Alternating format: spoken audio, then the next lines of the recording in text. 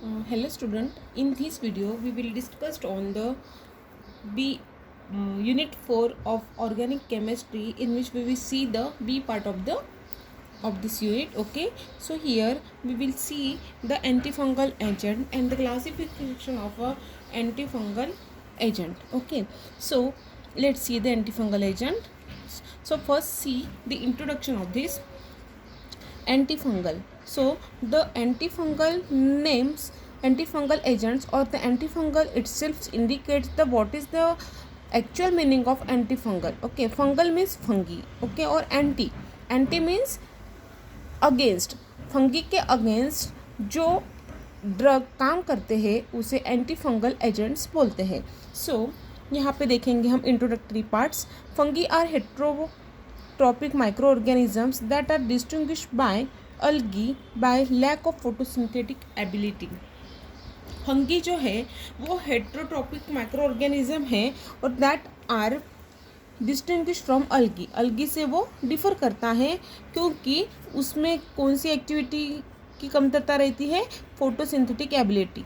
जो अल्गी रहती है वो फोटोसिंथेटिक एक्टिविटी करती है, उसकी वजह से उसका जो कलर रहता है वो ग्रीन कलर रहता है. और फंगी जो रहती है वो ग्रीनिश कलर की नहीं रहती है क्योंकि उसमें जो फोटोसिंथेटिक एबिलिटी जो रहती है वो नहीं रहती है.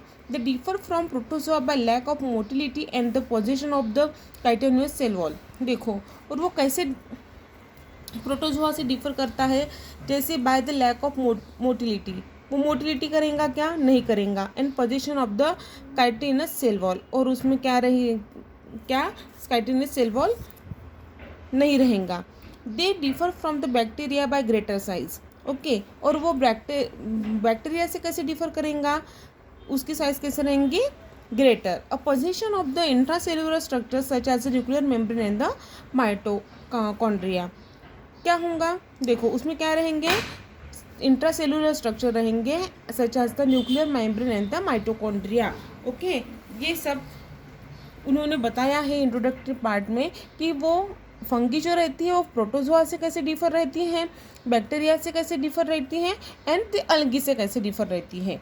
Okay, these are the introductory parts. Now let's see the classification of the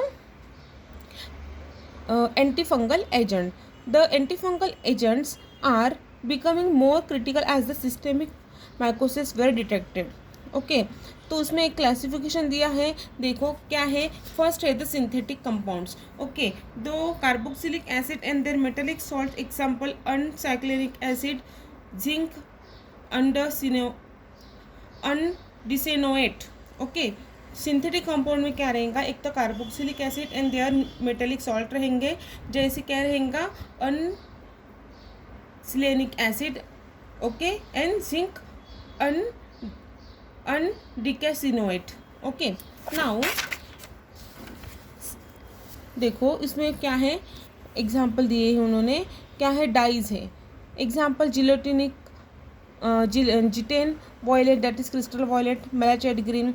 phenolic compound जैसे salicylic acid, diamidines. Example stilbamidine, thiocarbonic acid derivative जैसे टोल्फेनाइटेट, अजोल्स जैसे imidazole. Example miconazole and the clotrimazole. Okay, these are the the synthetic compounds and these are the examples उन्होंने बताया है कि synthetic agents में कौन से रहते हैं.